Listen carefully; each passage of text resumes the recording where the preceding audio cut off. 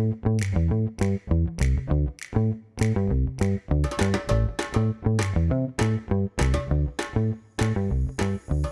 right, welcome back to Tea and Stuff. I'm joined with a friend, Jayme, all the way from Taiwan. Hello. Your family has a garden in Shan, and Yeah. you take it from there.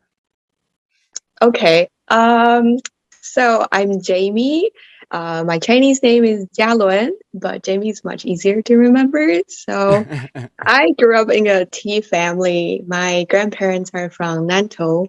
My grandpa is from Dongting area, and all the family on my grandma's side they grow tea.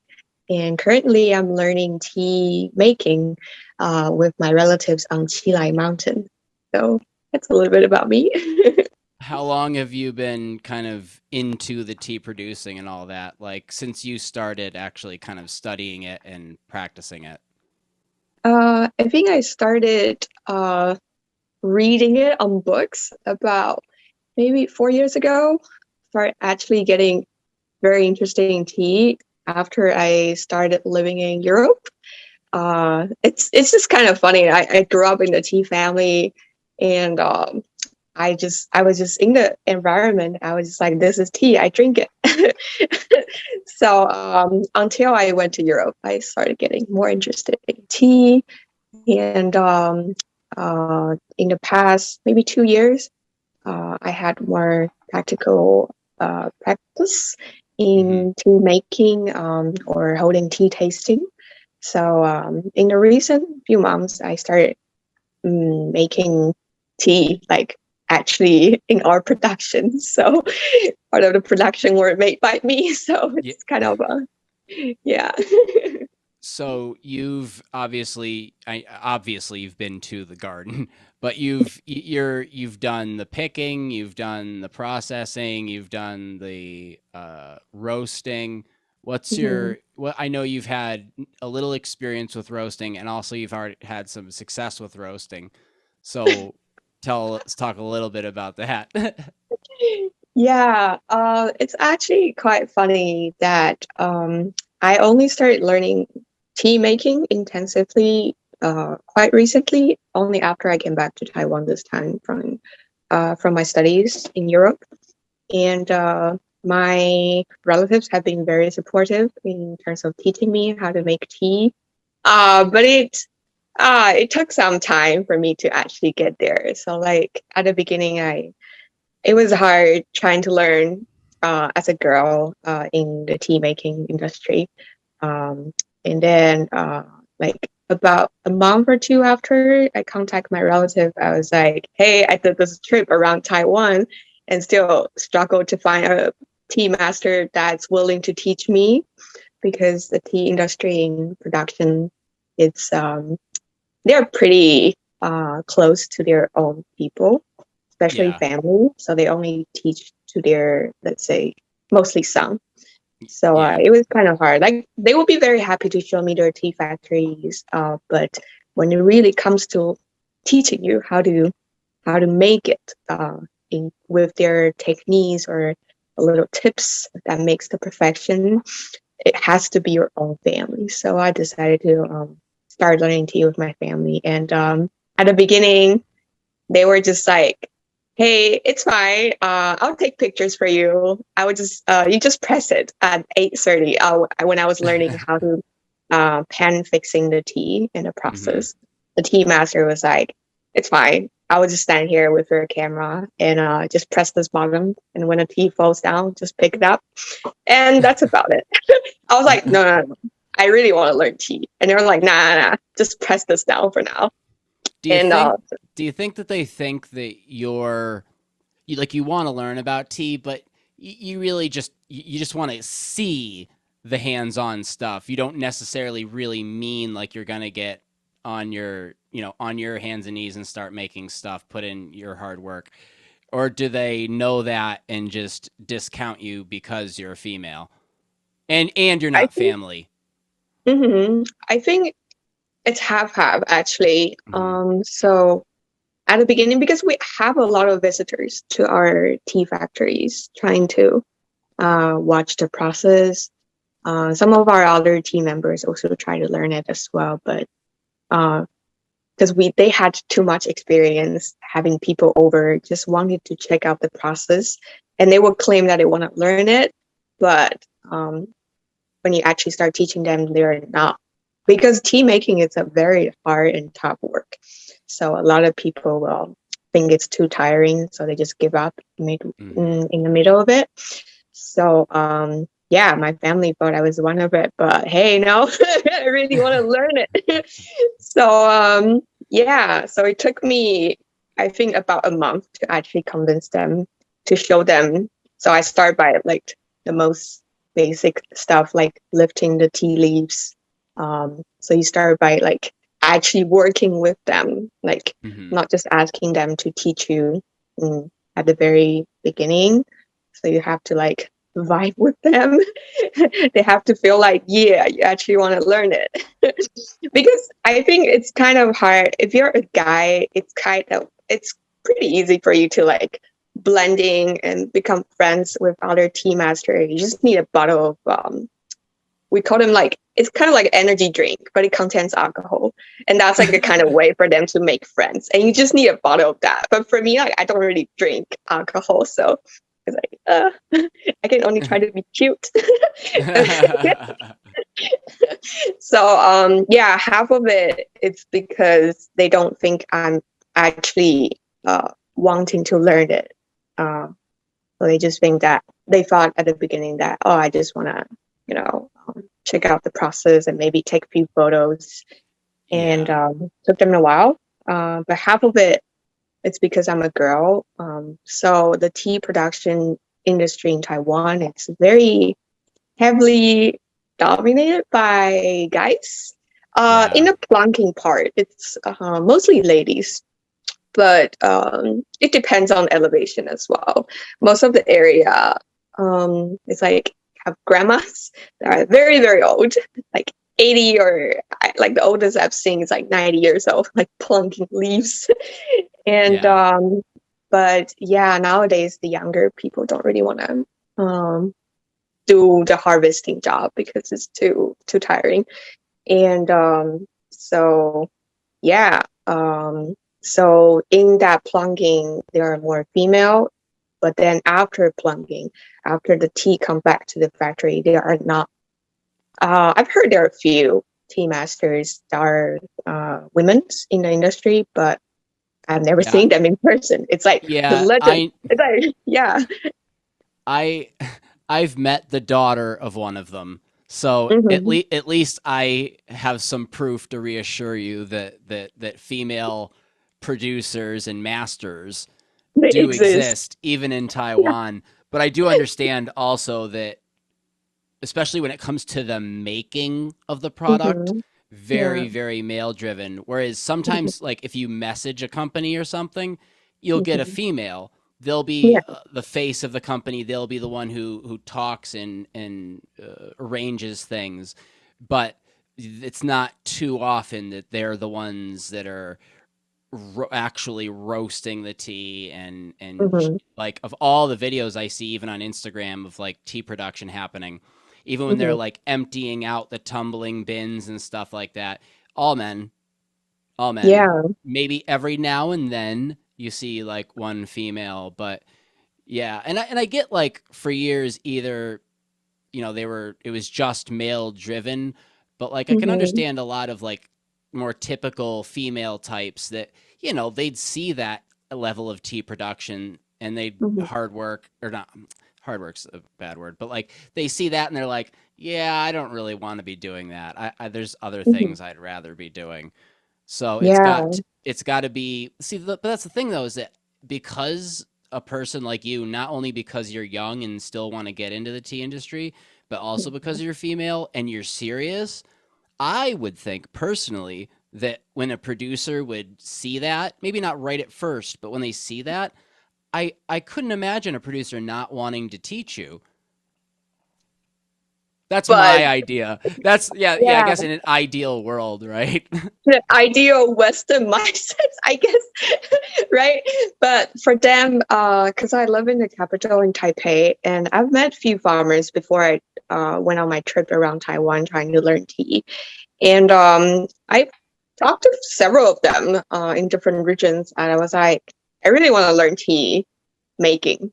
And then they were like, you mean just knowing how to taste tea? And I'm like, no, no, no. Actually started from scratch, like the tea leaves and all the way till the end production. And they're like, well, I don't think it's convenient for us to like take you as a female in our factory because the whole production goes on for like 36 to 48 hours, depending on like um, your oxidation level or how dry you want your tea to be Yep. at the end. So it takes a really long time. And so like, as I explained before, there's like this energy drink culture that contains alcohol. So they feel like, oh, they just told me like, oh, our tea masters sometimes drink in the midnight, and I think it's kind of dangerous and we don't know where to put you in our dormitory as well. So it's mostly about like, I think it's like kind of hard to arrange me in a all male settings, and it's just not very common to see a girl. I think a young girl, especially in the industry, young people, it's already rare, but like female, Yeah. it's Yeah. like I always ask, yeah. Typically, if you do see a female that's been in the business for a while, you can tell that they're older, like they're Mm-hmm, established, and that's why they're there. Is because you're seeing them after they paid their dues, kind of way mm-hmm, down the line. But it's not often you're seeing a young female mm-hmm. wanting to get Yeah. this involved.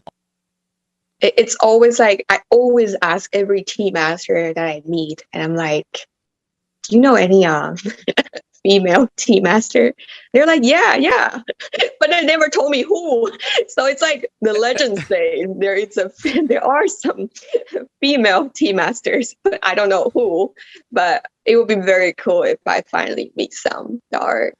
Um, I don't really mind if it's not my age, but it's just to know that there is a female uh, like in the industry. But I think my grandma's sister, she's a very hardworking woman. She's in her late 60s, and she like really worked her way up from all the way from knowing how to plunk tea. Like she started from plunking tea leaves, and Hmm. then knowing each part, every detail of the production, and then now she's more like the woman behind the business. Yep. So she's like the head of the business in Chile or Chile Mountain. So I really look after her. She's a very strong woman. So yeah. Dude, it's wild. Like, so to give background on kind of how you and I got to talking, is that when I first got into Gong Fu tea, I immediately found that Taiwanese oolongs were like they were an easy win for me. Like if it was a good quality one, I'd love it. Mm-hmm. So I was drinking around the different areas and I thought I had gained a basic knowledge of most of the main production areas.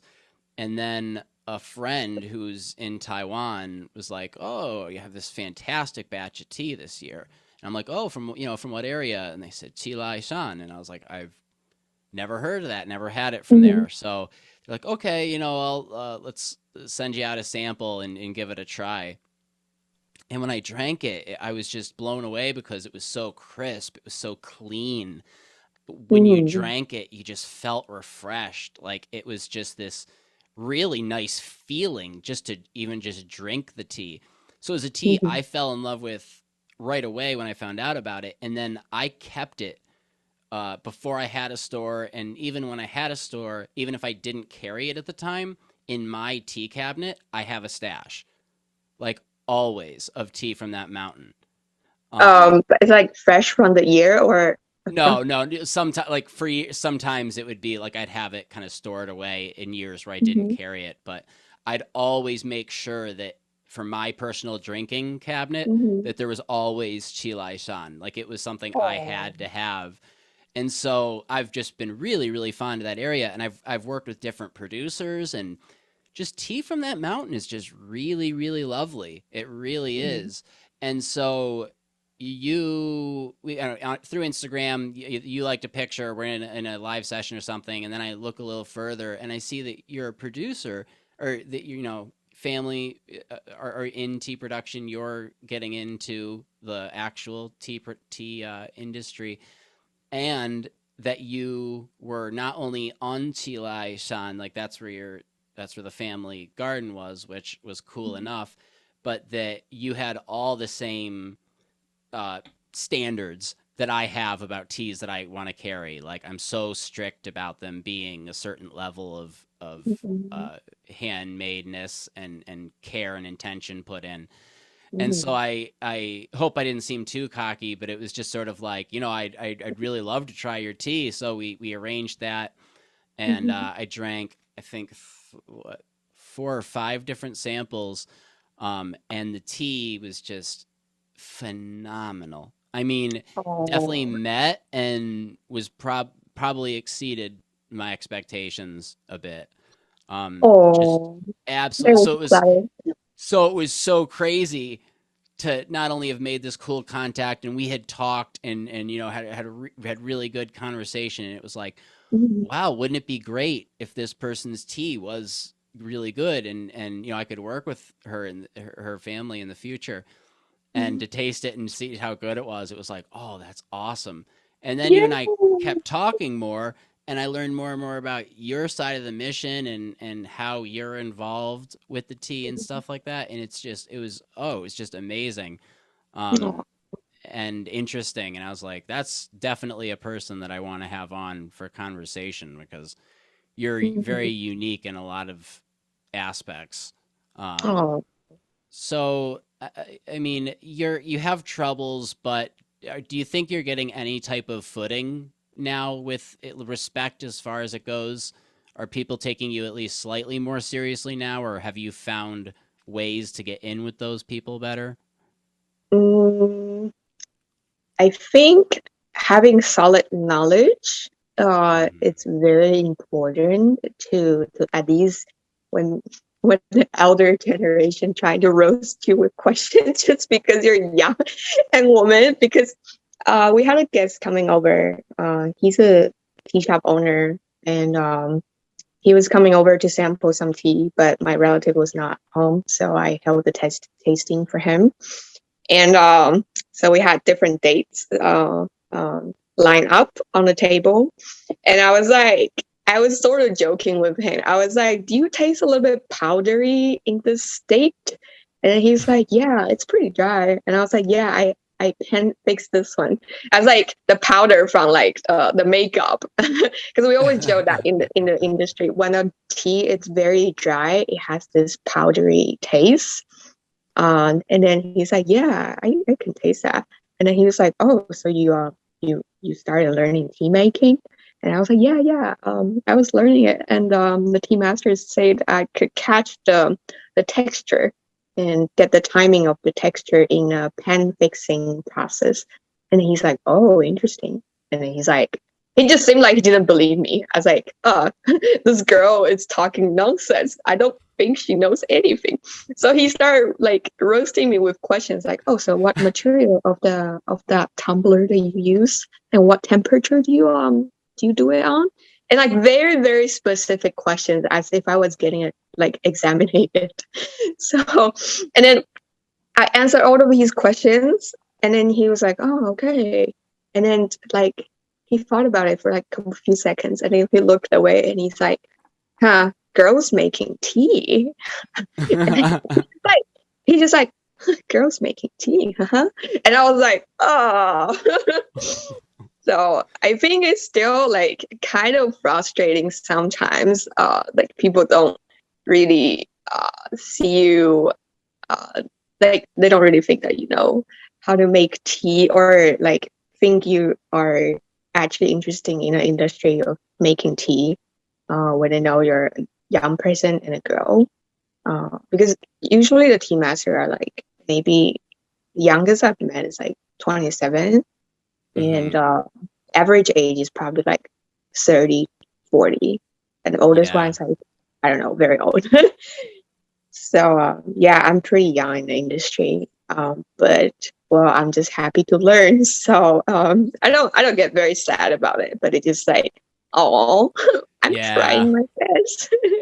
Well, I mean, if you're gonna do that, like unfortunately, in this how the world is, you're gonna have to put up with a good Mm, amount of that. But if you put, I'm a person that does believe though, if you do put in your time and you just stay on your mission and you just show your mhm. dedication, like you'll eventually get there, and then you'll be a person that everybody celebrates and like tell you this great story about this tea master that fought against, and then you're like, yeah, yeah, that was me. Where were you? Where were you all congratulating me when I was going through it? Right, Uh, always humble. right, right. But yeah, I do think people see me as a more serious learner in tea making industry after I got this plaque. So because I think tea competitions in Taiwan, they actually mean a lot to people in the industry. But funny story is like this plaque was this is from a tea roasting competition for high mountain tea in Nantou area, and it was supposed to be a roasting class, and after that it comes with the competitions. But then everyone was very experienced tea farmers in the industry and having their products being sold on the market very popular. And wow, I'm just a new person, a beginner, and I never roasted tea before. And during that class, they teach nothing about how to roast tea. And they were like, oh, yeah, same as last year. Yeah, everyone knows how to roast tea. So I don't have to mention too much about it. And everyone just nodded. And I was like, what? What about me?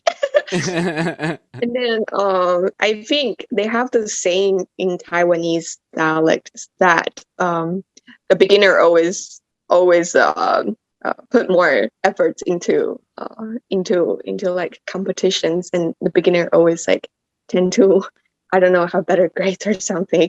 But I think it's also true because it was my first time roasting tea, so I really spent a lot of time. I spent 12 hours just sitting on a table. I had I had about let me calculate. I think it's about 5 kilograms of tea Hmm. with me, and then I was stemming it hand by hand, each by each little tiny bowl of rolled oolong. So I was like picking it with my hand. And you know, when your OCD comes up, it's like, oh, this one is not stemmed. So you have to pick Yeah. it up and be like, oh, okay, now I feel better.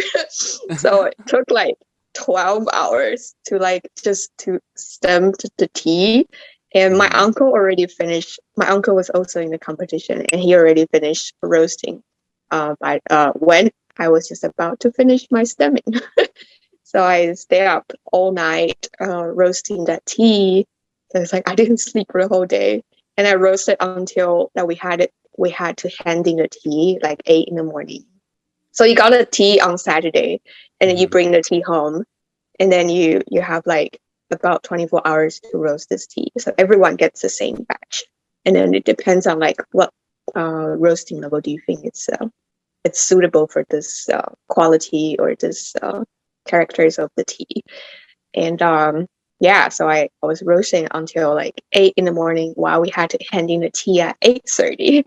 So we were having a fast and furious scene on the way up to the mountain to hand in the tea. And I was the last one to hand in the tea.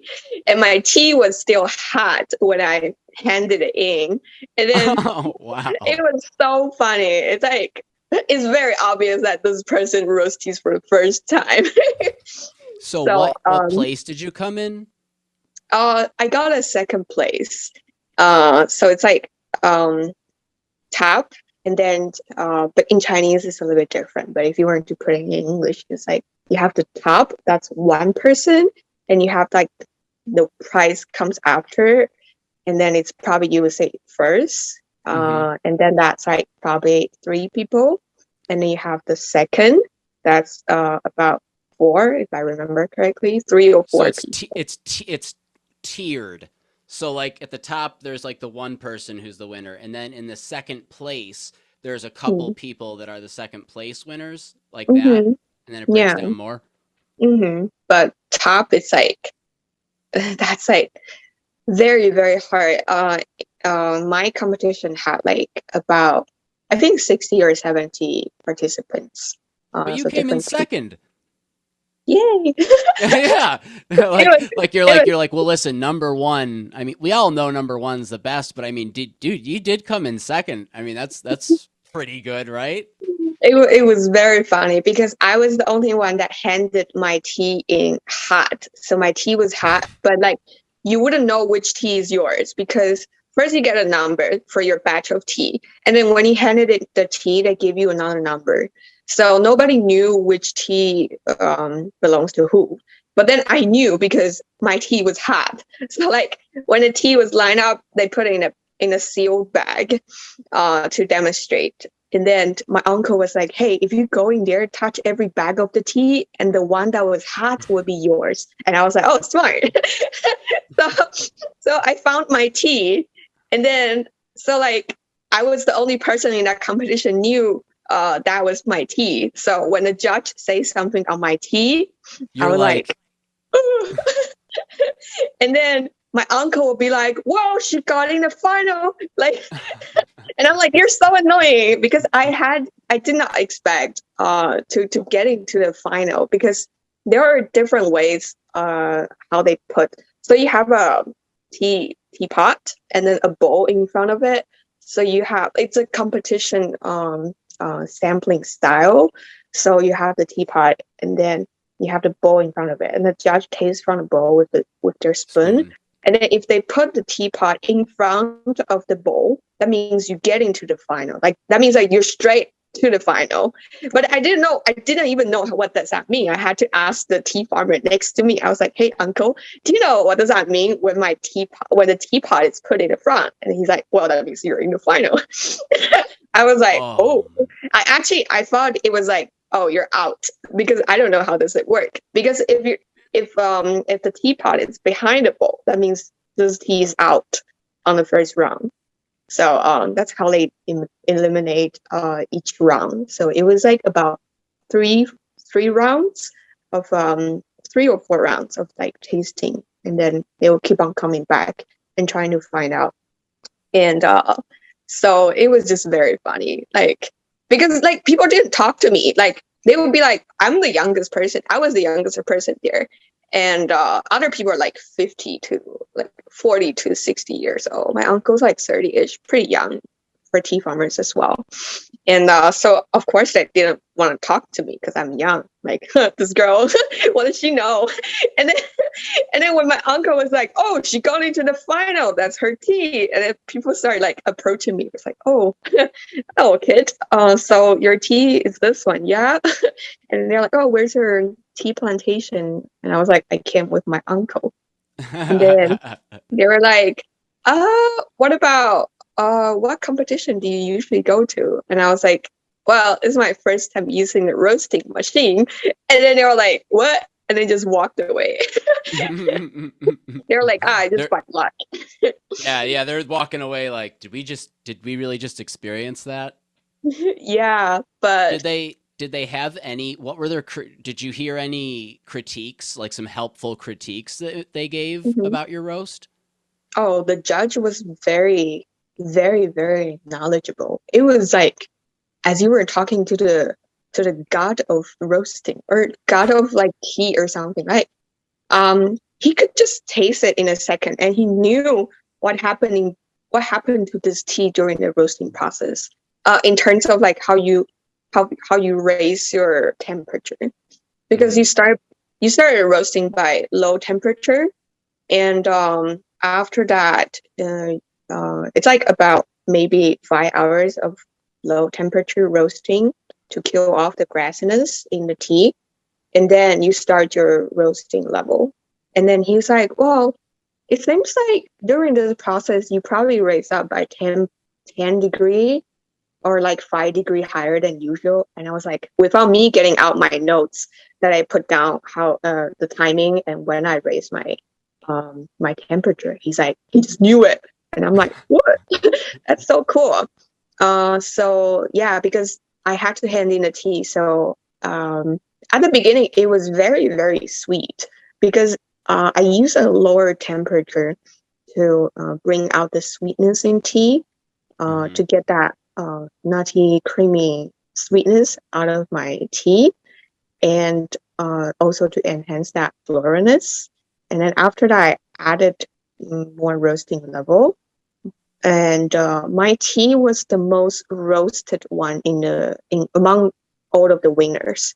So the judge actually made a lot of comment on that, like more than other people. Like he was like, everybody, look, this tea, it's the most you can roast. Like this number of the tea, he was pointing at my tea, and he was like, this is the most this tea can go in terms of roasting level. If you go further than that, this tea will be astringent. And I was like, okay, that put more pressure on me because people start talking to me. So yeah, but then I think at the end, because I had to hand in the tea, so I was in a rush. So I was like, I wanted more roasting level in my tea, so I raised the temperature by 10 degree. And you need a long time to, so you need to wait until your tea soup it's cleared to go on to the next temperature. But I didn't really have time, so that was probably the part that I didn't get a better price. But tea competition, it's a lot by luck as well because it depends on who, like the tea next to you. So like Yeah. the tea next to me was the top price. So and then I told my relative, they're like, bad luck, because the top is like the only one on the top. So Hmm. I was number 18, and then he was number 17. So we were in a comparison. So like, of course, the judge would like taste mine and his, and then so like my grade will probably drop more because it's like the top. So yeah, I think it's a lot about luck and by the personal preferences as well, but also a very legit, uh, I think, comments and judgment from the judge as well. So it's really cool to actually see that for the first time, and yeah, and And actually so, get this plug. how long ago did you receive that? This was probably last month, Oh my God. or yeah, like Well, couple few weeks ago. Yeah. well, I'll give you a good fresh congratulations on that. Well, So going forward, I mean, obviously you're continuing with T, but what do you have any specific goals you're going to try to reach? Let's just say mhm. even in this next year, is there anything specific you're going to try to tackle? I think right now is I would really want to learn tea making in different regions because our Chilai mountain it's I think tea above 1,800 meter, um, or high mountain tea, they tend to have very low oxidation level and Yep. no roasting. So maybe I would love to go to Alisan because Alisan it's they have a different ways of oxidizing uh, for oxidation. Yes, they And do. yeah, and the tea style it's completely different. So I'll I've probably try to. Hmm? we have, I mean, I alone have that I use. I mean, I have like usually per year, I usually have about four different producers on Alishan.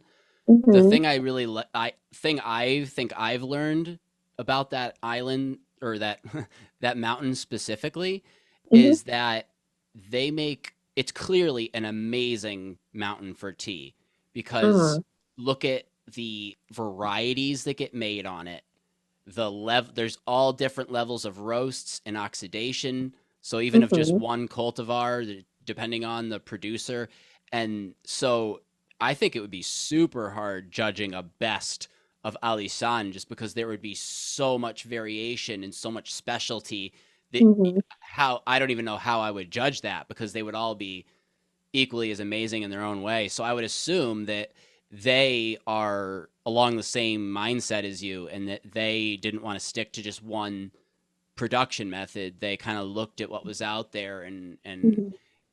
going forward, that's probably one of the smartest things you can do because, Mhm. depending on the area of tea production, Mhm. they can be very strict about how to do things a certain way in one area, and then in Mhm. another area, it's up to creative control. Mhm. Yeah, I don't like one thing I'm trying to keep in mind is that I don't want to have a fixed view of how tea should be or how oolong should be made. I love to just look at different tea masters techniques and see, oh, if I like this, I'll probably pick it up, or just know like, oh, there's still this way of making or oxidizing, doing the oxidations, or um, I think some teas that I'm just very surprised is like uh, when I went to Minjian in Nantou, the elevation there is usually like 200 meters. But I had this tea from this master. He's like some kind of master you probably seen Kung Fu Panda, like the master you have to cross the mountain going to the clouds and you meet the master in a temple. And You have to defeat a guard to get to them. yeah, like he doesn't really go out and meet people, so you have to go to him. And I was introduced by another tea producer, so I was very lucky to meet him. He has his own cultivar, which is very cool. His cultivar is called Zijingling, and I think it's if you want to translate that into English, it's probably purple fairy. And I think it's some kind of mixed cultivar of 四季春 and maybe Jingshan. I don't remember exactly, but I remember how that tea was so soft. It was it was not something that you expect from a 200 meter. It's like usually tea from 200 meter is astringent and it's not soft at all. But that tea was so floral, and I was like, "Where's your tea garden? Is this somewhere like 1,000 maybe?" And he's like, "Nope, it's just from here to 200 meter." So it just like exploded my mind. I'm like, what? Like, so for me, now I appreciate more about the tea that a tea master get, the tea leaves that one master get, and then how they turn out by their techniques after after their magic of making tea. So that's what I appreciate more. So I try not to have preferences in terms of like learning teas. I just want to learn different varieties, and maybe later on I will have my own way of making tea. Yeah, but like you said, with tea production, a lot of people don't realize it's not just as simple as step one, two, and three. Set it Mm-hmm. to this temperature and walk away. Come back 5 minutes later and it's done. Like Mm-hmm. it's a lot of it. At least really really good tea, the best tea, let's say, uh, is decisions get made on the spot. So Mm-hmm. you taste the matcha, or you notice certain aromas or certain coloration Mm-hmm. changes, and then you, with experience and knowledge of all these different ways to make a leaf, you know Mm-hmm. where that's going to go. So then you know what you can do with it. So then you can Mm-hmm. apply, and then if you're really knowledgeable and you know all these different production techniques, then when you're at that point where you need to make a decision about the leaf, you may have Mm-hmm. multiple ways you can go, and Yeah.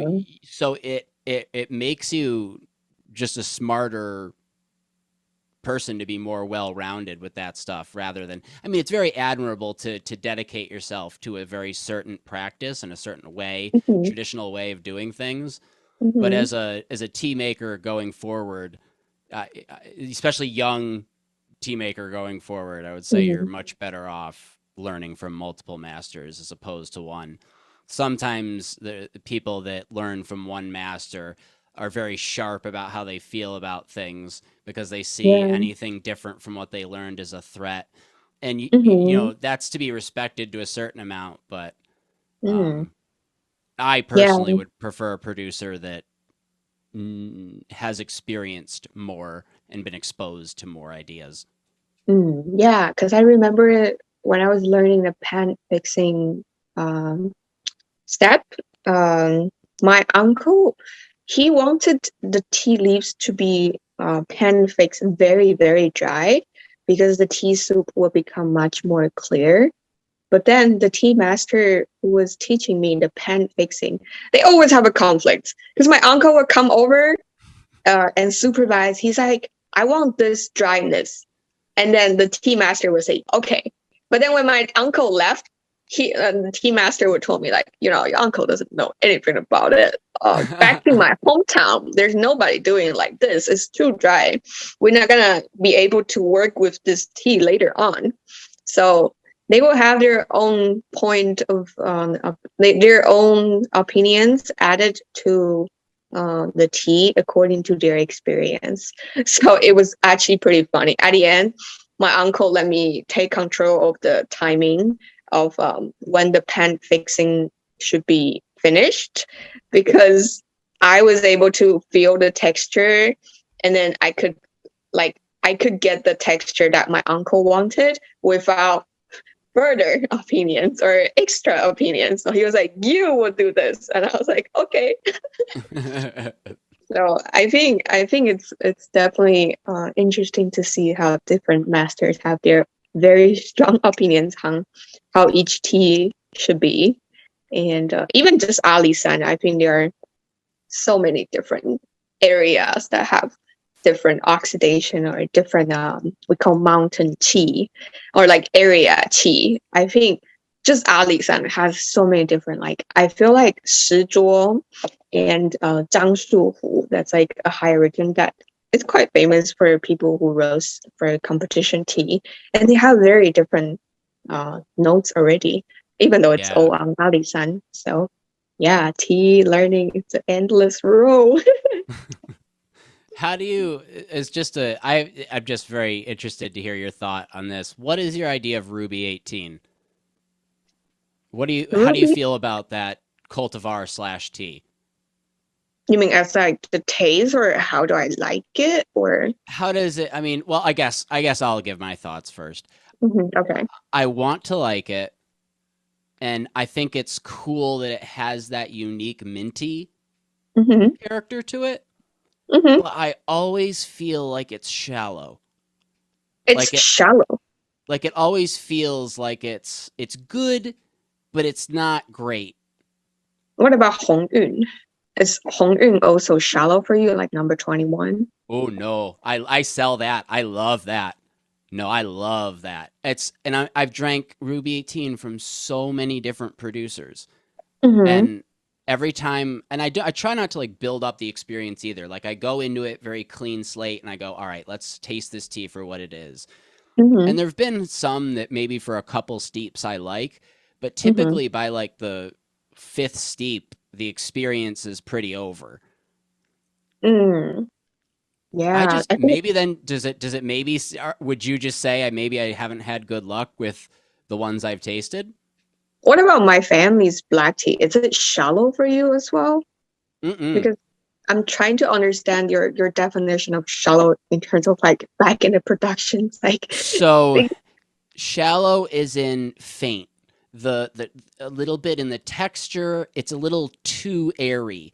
The or like flavors, watery. yes, yeah. Mm-hmm. The rather than like tasting something that's being cooked, you're smelling it above, whereas it's a lesser concentration. Mm-hmm.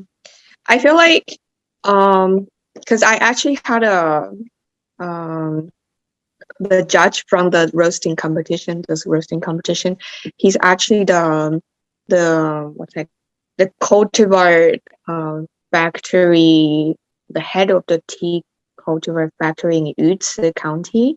So it was very interesting to hear about his thoughts on big leaf black tea, which are like Ruby 18 and all the other Summer Lake black tea, and also small leaf black tea. And I think it has a lot to do with oxidation level, because if the oxidation level it's not uh, heavy enough, then it has that watery taste, and that often happens in small leaf black tea, Yeah. like Qingxing cultivar. But I don't hear that much from the big leaf cultivars like Ruby 18 or number 21 Hongyun.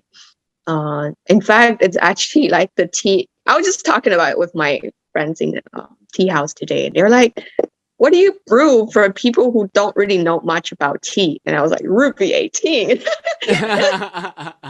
it's a Because it's a it's a wow yeah, factor tea. Like yeah, if nothing hmm else, like you said, it's hmm good for a beginner because they won't have had something like it before.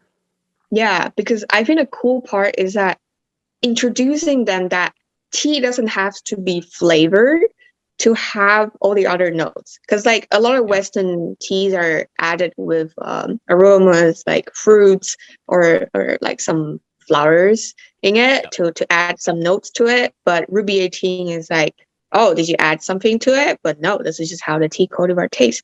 I think that would be like a good introduction for somebody who are not so experienced with tea before. It's But expensive, but I like to start new people off with a really good Dongfang Meiren. oh my Like, God, you're like my dude, friend. if you can, if and I'm very proud of the one that we've carried the last 2 years. If you sit Hmm down, and I've done it with many people over the past 2 years, I've sat down and they're not really that into tea, and I brew it. I don't say anything. I don't tell them it's special. I just say, "Here hmm you go, drink it," Yeah. and then I sit there and I watch them, and you hmm always get that like, "Wow, like what hmm is this? That's Yeah, that's that's what we so want. interesting." And you're like, "Yes." Like I think that's a really good tea to get people hooked. hmm Yeah, I think the sweeter one, definitely. I remember my friend at the tea house today. He's also he's very good at tasting Dongfang Merit. A lot of Dongfang Merit producer take their tea each harvest for them to sample and to see how they can adjust. And then he was telling me like, oh, I was brewing Dongfang Merit, the three plums. They have those competitions, and he was brewing the one that's like three flowers one in the Hmm. grade. That's like pretty good grade in competition of Dongfang Merit. And he's like, I was so frustrated because they told me it tastes like water. And I was like, oh, that's a waste. So I think Dongfang Merit, it's because it's all about the bug bitten taste that you get about from Dongfang Merit that makes it or expensive or premium for people who drink tea. But like for beginners, I think it's interesting to get that bug bitten honey scent from it. I also do it with, so let's say I don't want to use my Dongfang Meiren, but I still want to give them that essence. Then I'll do what Boyfriend. was, yeah. So that was my introduction to that. Got when I got into higher end tea, after Mm-hmm. the first steep or so, I like to add a little bit of honey in with my tea, Mm-hmm. and because I felt like it needed it. And Mm-hmm. we went to this, my wife and I went to this tea room, and there was a guife cha, Mm-hmm. and I saw a bug bitten and all this stuff, and I'm like, well, that's really interesting. I'll get it. Yeah. I got Mm-hmm. it, and I thank goodness the person that served it. I said, could I get some honey? And they go, sure, sure, sure, but just try it first. Just Mm-hmm. give it a shot. I remember I took a sip, I started drinking it, and I was confused. I was like, is there already honey in this? Cutting it. Like truly, like I was very much weirded out in a way. I was like, Mm-hmm. this is just the tea leaf. And Mm-hmm. then that's when you read a little more about the tea's description, and you say, oh, like this is like this really is just the leaf. They didn't like soak the tea leaf in honey or anything. It literally just, because of this bug, it ends up Mm-hmm. giving out this, and how it's produced gives out this flavor that is just, the guy came over with the honey and I never used it. And Oh. then I bought some of that tea to go home with because I was like, whoa, this is cool stuff. And Mm-hmm. then just by drinking that tea without um, any sweetener in it, got my palate to get used to tea without anything added. So Mm-hmm. that tea alone got me to stop adding sweetener into my tea. Wow. Yeah, isn't Well, that good job. crazy? Yeah. Like it I it hope. was Do you think Ruby 18, but very bug bitten Ruby 18, can do the same for the younger Jeffrey back in the days? possibly. I like listen, I just always like asking people because some people I tend to see it 50-50. Either I talk to Mm-hmm. somebody about Ruby 18 and they say, "Oh, I absolutely love that tea." No, I like I have a very I'm a big fan of it. Or Mm-hmm. I'll talk to somebody and they'll say the same things that I say. They're like, "Oh, it's kind of watery. It doesn't really." So I'll after talking with you, I'll chalk it up to that. I still, I mean, I never shut out a tea. I always will continue to taste teas. I never completely Mm-hmm. give up on them. But I don't Yeah, I know. At think least you've given me a little more hope to go back into it with a positive outlook. yeah, I think it definitely depends on the tea master because I've tasted some really sick Ruby 18 that was very bug bitten, like quite recently. Like the whole leaf was like almost eaten up by the bugs. And you're like, I know this tea is gonna be so sweet. And then it was so dense. It was very dense. I think in like if you want to get rid of or get a Ruby 18 that's less watery, maybe find a one that is from summer harvest and that would be more bug bitten.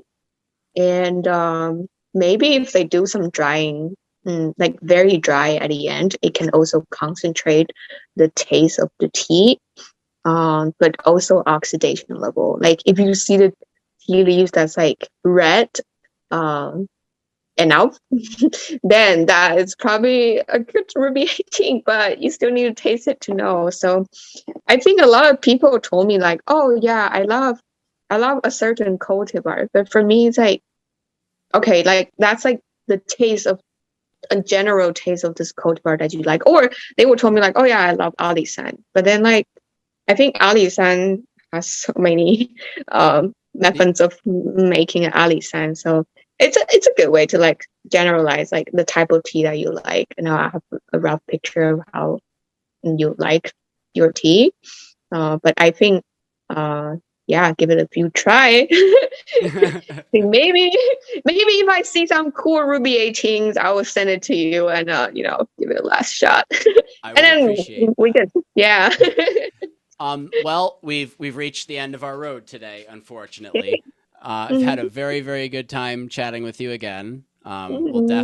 definitely continue we'll have you on again, and I'm sure people are gonna love hearing about your own tea journey over there in Taiwan. I really do. People are gonna really like this one. Mhm. So hopefully this spring, I really really do hope to carry your tea. I mean, I've tried it, I've sampled it, and it Mhm. is for those of you who it's phenomenal. It is truly top tier caliber tea, like very very worthy of that high mountain prize name.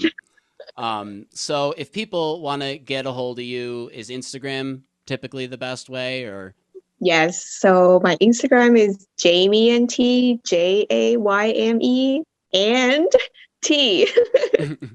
I'll put the text up so that way people can just take a look at it. But Okay. so thank you very much. I really really appreciate it. I know this Mhm. is the end of your day, so I appreciate you taking some time out to talk with me. Mhm. Um, Yay. but I'll do a last kind of cheers to you. I hope you're well. Stay healthy. Stay happy.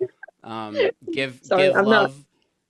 Oh, you're fine. mugging style here because it's 2 a.m. So I'm not. I had too much tea today, Sam. I had a lot of sampling of tea today, so I'll drink tea for now. I'm not blaming you I'll at drink all. water for now. So cheers. We'll be in touch. Stay healthy and thank you again. Yeah. Cheers.